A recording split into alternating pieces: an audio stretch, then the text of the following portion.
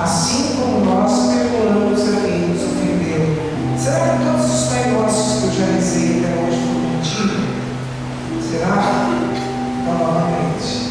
Perdoai-nos, ó Pai, as nossas ofensas, como nós perdoamos, como nós perdoamos a quem nos ofendeu.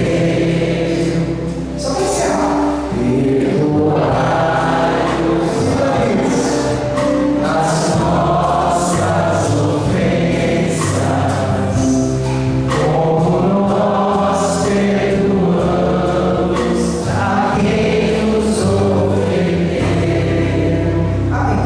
Essa música a gente cantava muito, principalmente no período da Quaresma, lá na minha terra. Provavelmente, quando esse projeto de hoje é proclamado lá na minha cidade, eles devem estar cantando essa música na missa.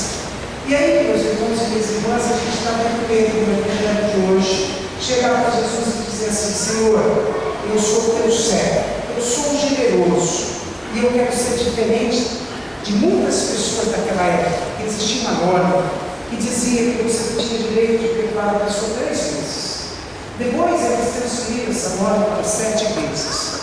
Então Pedro, sendo generoso, sendo discípulo do Senhor, ele disse assim: Senhor, eu ouvi a tua mensagem, e olha, veja bem, essa palavra que Pedro hoje recebeu, disse para Jesus, ela vem logo depois que Jesus disse para ele assim: ó, tu és Pedro, sobre esta pedra edificarei a minha igreja. Então naquele momento Pedro se sentiu um chamado profundo de Deus. Então ele procurou ser generoso. Então ele disse assim: Senhor, quantas vezes eu tenho que perdoar o meu irmão? 7 vezes. E Jesus vai dizer o seguinte: não, eu não te digo 7 vezes, mas 70 vezes 7. Bom, 70 vezes 7, 490. Não é isso? Não precisa multiplicar. 70 vezes 7, 490. Eu acredito que todos nós aqui, num momento ou outro, perdoamos 490 vezes uma pessoa. Tem gente aqui que já passou por situações parecidas. Às vezes eu fico imaginando, por exemplo, uma mãe que tem um filho lá viciado nas drogas, por exemplo. Quantas vezes o filho dela prometeu assim: mãe, eu vou ficar livre disso aí, ela já perdoou, porque ela é mãe.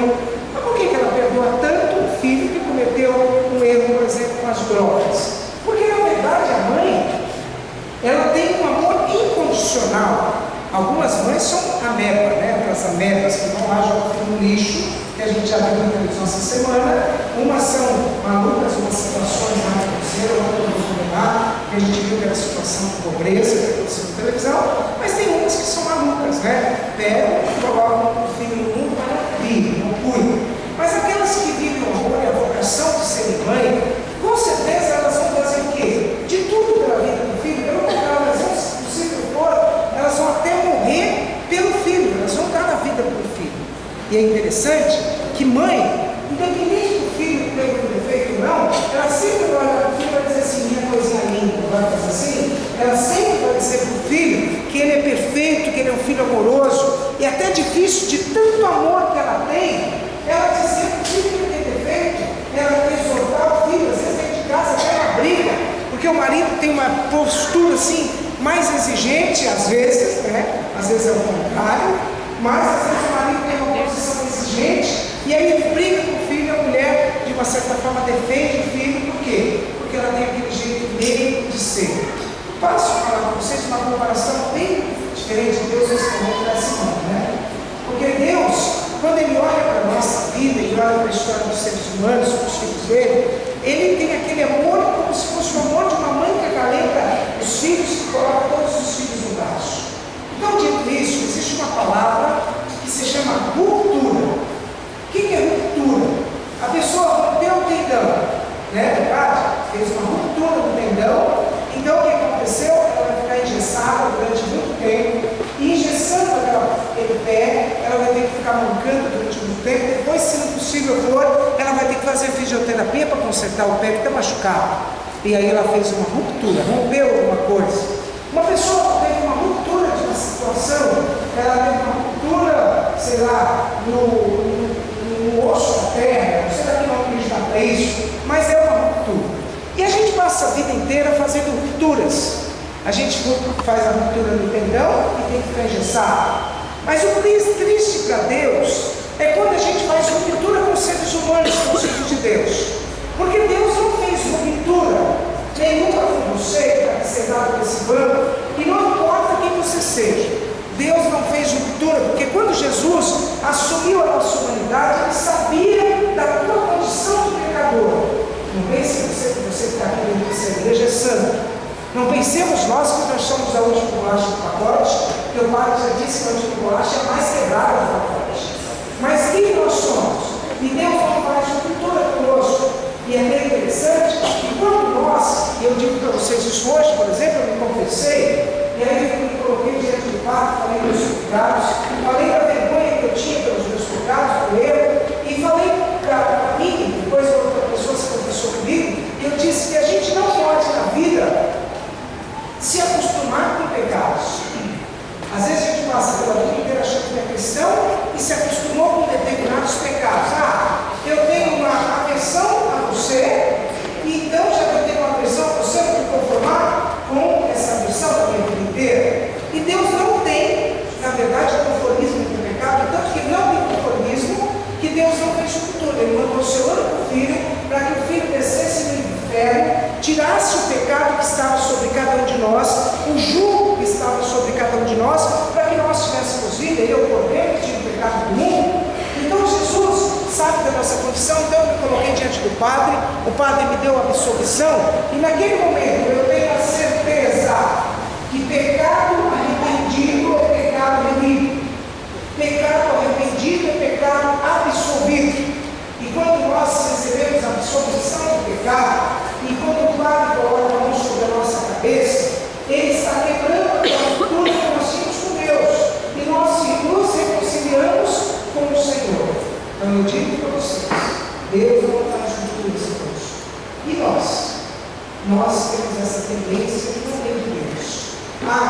Pensamos, hoje alguém fez um mal contra mim, então eu não tenho necessidade mais de caminhar na vida dessa pessoa e ela caminhar na minha vida.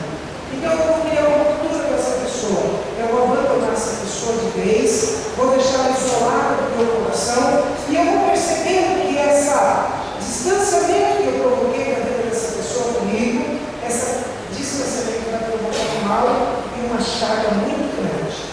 Todos os dias eu vou passar pela rua, vou ver aquela pessoa, e vou virar os olhos e vou carregar aquela mágoa. Olha a palavra ali, mágoa. Sabe o que mágoa lembra para mim? Titica de carinho.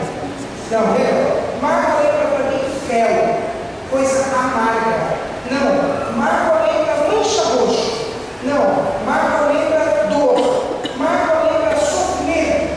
Mágoa lembra abandono. Mágoa lembra ferida, lembra doença. Mágoa lembra lembrança ruim. Pensa com mágoa. Ou, tá bom, eu tenho essa mágoa, mas eu tenho uma outra mágoa, dentro do meu coração, de uma pessoa que me chutou, de uma pessoa que me humilhou, de uma pessoa que me acusou injustamente. Eu tenho uma mágoa dentro de mim. E todos os dias você passa na rua. E você não é Deus. Então, já que eu não sou Jesus, eu vou fazer diferente. Eu vou criar ruptura. Ela vai por uma calçada, eu vou virar as costas e vou passar pela rua.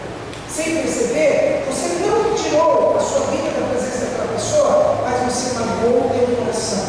Bateu o dedo aqui, ó. E eu sempre digo para pessoas, para você que na igreja, toda vez que você bater o dedo no mesmo lugar, se todos os dias você bater o dedo no mesmo lugar, você vai morrer de Deus.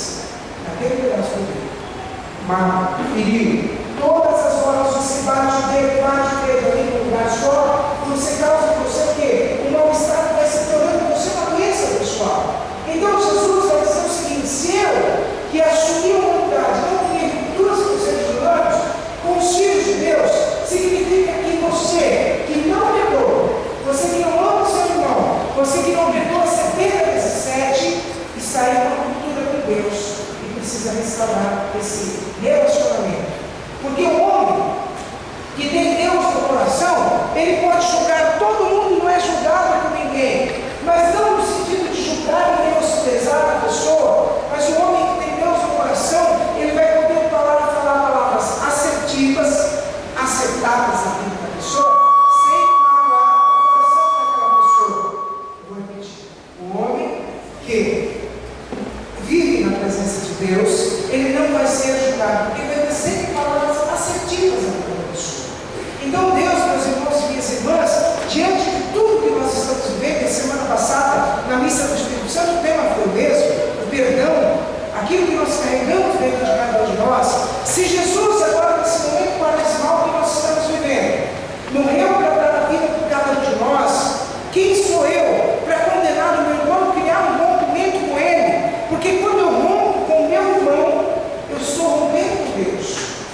Porque não pense você que você é mais amado aqui nessa igreja do que aquele africano que está lá na África, pobre, comendo arroz e não tem mais nada para comer.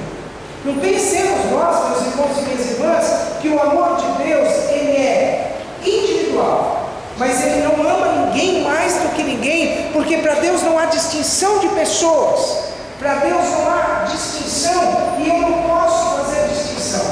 Já pararam para pensar? Aquela pessoa que um dia chegou para você e falou assim: você é um vagabundo, ou chegou para você e denegriu a tua imagem.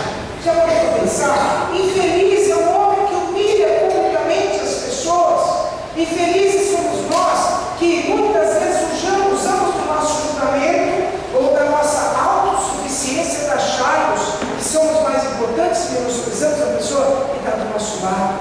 Não, meus irmãos e minhas irmãs, todos nós somos iguais, e Jesus está nos ensinando isso no Evangelho.